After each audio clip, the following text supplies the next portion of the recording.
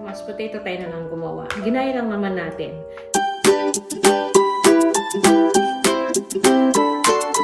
Hello kabayan! Always think positive! Magandang umaga. Ayan, maagang maulan po. Ngayong araw na to. Ayan. Yung mga damit natin na nilabhan, ayan. Inusob ko lang siya. So, ayan, gandang umaga po sa inyo at magluluto tayo ngayon.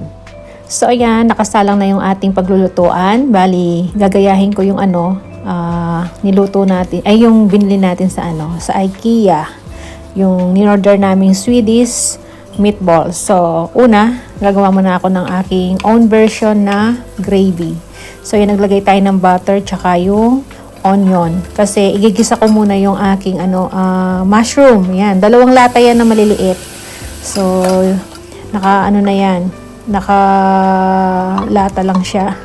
So, gigisa-gisa lang muna natin yan. Madali lang naman lutuin. Tapos, isa-set aside natin.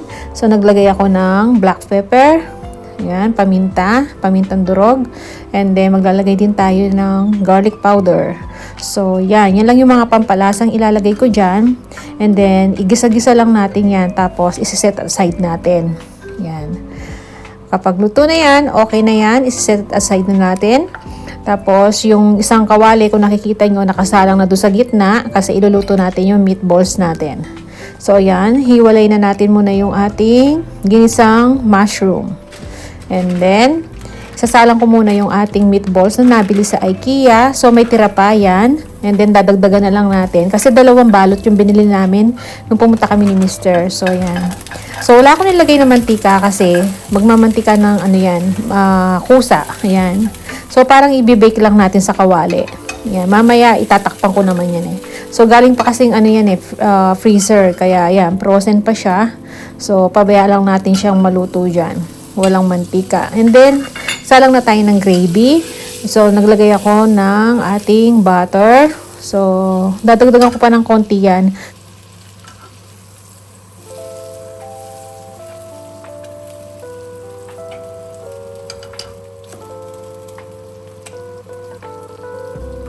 So, yan.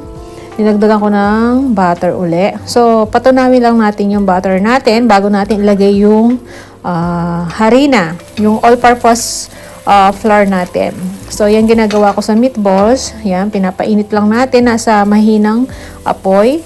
So, parang binibake-bake lang natin siya na sa walang mantika. So, yan. Yan yung mga nabili sa IKEA. Kaya, niluto ko ngayon kasi mas madali siyang lutuin, di ba? So, yan nababaunin nila. Tsaka kakainin ngayong umaga. So, yan. Pag natunaw na yung butter para sa ating gravy, saka natin ilagay yung ating harina. Ayan, yung all-purpose flour. Ang ilalagay ko lang naman dyan, 4 tablespoon. So, yun ang tansyahan kong paglalagay. Tapos, yung sa tubig, kayo na magtatansya din. Kung gusto nyo mas malapot, so, tingnan nyo na lang. Halu-haluin nyo. Basta lagi nyong hinahalo to pag gumagawa kayo ng gravy para hindi siya mamuo. So, yan. Tunawin muna natin yung ating harina sa butter. Kapag tunaw na tunaw siya, saka natin lalagyan ng tubig. So, dahil may tira akong tubig na mainit, ayan, nandyan sa takore. Nagpainit kasi ako kanina.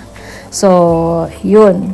Lalagay natin. So, ayan, tinakpan ko na yung ating meatballs. Ayan, mahina lang yung apoy natin. So, parang binibake lang natin talaga siya.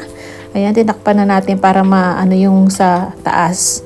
So, ayan, na-dissolve na yung ating harina. Lagyan na natin ng tubig. Ayan, pinakuluan ko yung tubig na yan kasi sobra dun sa pinakulo ko. Yung iba nilagay ko dun sa thermos. So, yan, tansyahan lang sa paglalagay ng tubig. So, ang ginagawa ko, halo lang ako ng halo. Kapag alam kong masyadong malapot, dinadagdagan ko ng tubig. Tapos, kayo nang bahala maglagay sa mga pampalasa. So, maglalagay tayo ng konting soy sauce. Ayan, para gumanda naman yung kulay ng ating gravy. Hindi siya masyadong maputla. So, dagdag pa ako ng konti. Ayan, konting-konti lang naman. So, yung pampadagdag na rin konting alat, diba? And then, maglalagay tayo ng beef. Ayan, beef cube. Isang beef cube lang ang ilalagay natin para lumasa naman yung ating gravy. So, yan. Tutunawin lang natin dyan. So, basta halo lang tayo ng halo at mahina na lang yung apoy natin para hindi masunog. And then, yan, gagawin ko sa ating meatballs. Ayan, ginaganyan-ganyan ko lang para maluto siya ng maganda. Tapos, nilagyan ko siya ng pinong-pinong paminta. Ayan, para hindi halata yung paminta. So, yung pinong-pinong nilagay ko, black pepper ground. Yan. Tapos, ilalagay na natin yung ating nilutong mushroom. Ayan. 'Di ba? So, madali lang lutuin yung gravy.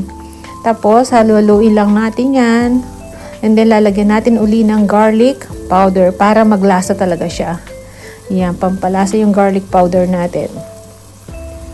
Tapos, halo-haluin lang po natin para hindi masunog yun sa ilalim. At saka nasa mahinang apoy lang siya. So, yan yung ating meatballs. Malapit na maluto yan. So, yan. Diba? Hindi tayo gumamit ng mantika dyan. Yung iba binibake lang talaga yan eh. So, yan. Ako sa kawali na lang. Kasi maaga pa naman dyan. Wala pa solar. Charot. Tapos, yan. Titikman natin kung okay na yung timpla. So, para sa akin, matabang siya. Nilagyan ko ng konting asin lang. Konting-konti lang. Kasi, may lasa na rin yung ating gravy eh. Tapos pag mamaya gagawa pa tayong mashed potato, may lasa na rin yon. So, yun.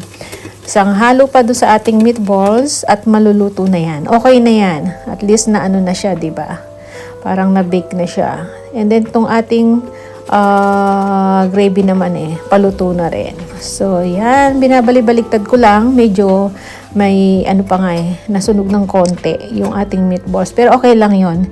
Hindi naman siya sobrang sunog na sunog. Tapos, eto na yung ating gravy. Ayan. Ko pa siya. Pinapalapot pa. Ayan. So, nasa inyo na. Dinagyan ko pala ng konting sabaw yon ng tubig. Ayan, para dumami. And then, eto yung ating meatballs. Ayan medyo na prito-prito pa nga diba? Nagmantika ng kaunti yan So, yan. Okay na yan. Pwedeng-pwede na ang mga yan. So, yan. Okay na sila.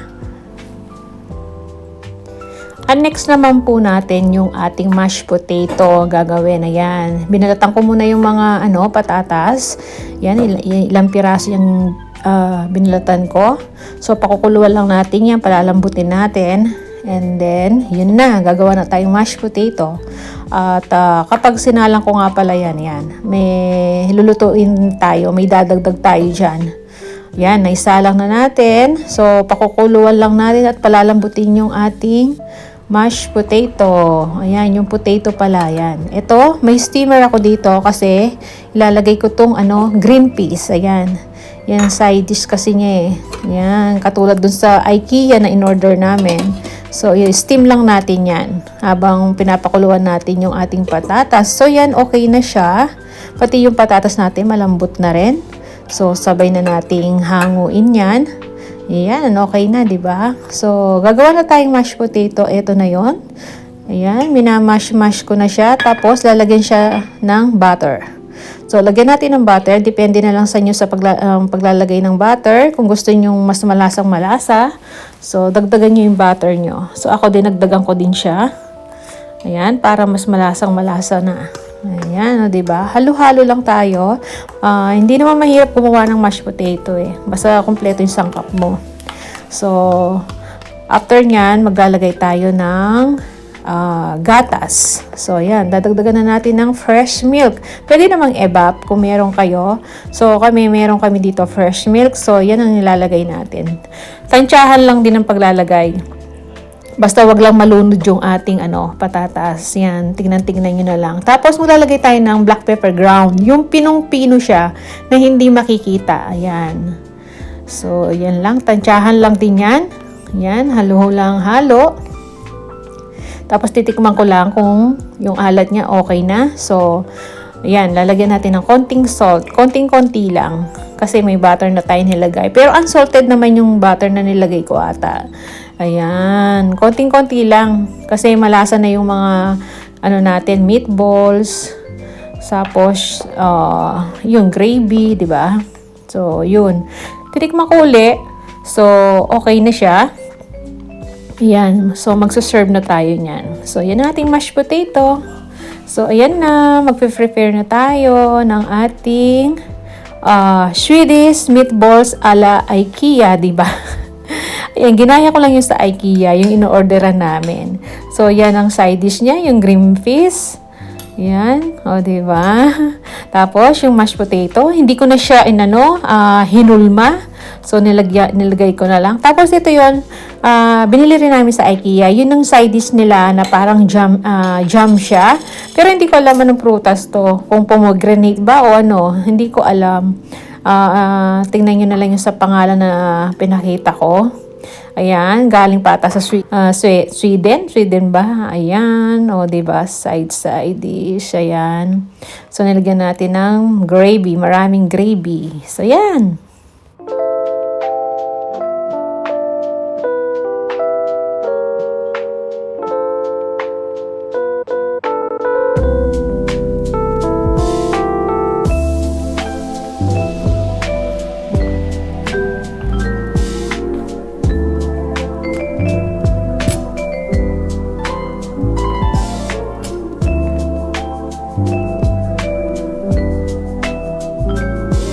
Gandang umaga! Tapos na tayo magluto. So, ito yung magiging almusal natin hanggang lunch. So, hindi na ako maglulutong ulam. Ito na yung meatball. Si Bunso natutulog pa. Ito yung kakainin niya. Si Panganay naman, nagbangon lang ng meatballs. Kasi, hindi ko pa nailuto tong mashed potato tsaka to nung kanina. Ang naabutan na lang niya ito. Itong meatballs tsaka gravy. Ayan. So ito yung yung nilalagay nila pala sa pag bumili ka doon ng ano bang pangalan? Lagay ko na lang diyan kung anong pangalan nito pag umo-order kami. Na kalimutan ko eh. Tapos yan, ito yon. Hindi ko kilala tong fruits na to. Hindi ko alam ano to. Basta jam siya. So, yun. Tapos yung mashed potato tayo na lang gumawa. Ginaya lang naman natin. To gusto ko rin to, oh. Pag nilagyan mo ng gravy yung green peas, masarap siya.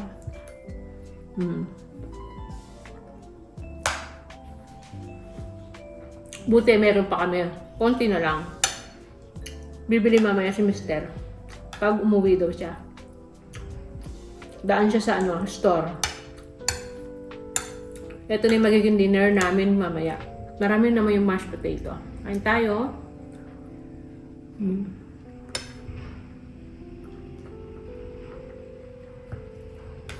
Maagang kumukuha ng basura. Masarap niya.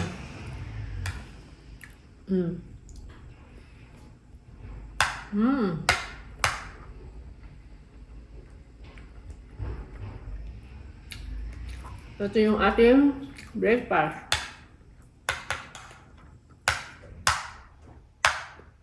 So, yan. Yan lang muna yung vlog natin. Sinare ko lang sa inyo paano paggawa ko ng mashed potato, gravy. Yun. Tsaka yung na-prepare natin. Ginaya ko lang yung sa diba? So, yun. Kita-kita lang tayo sa mga susunod na videos. Yeah.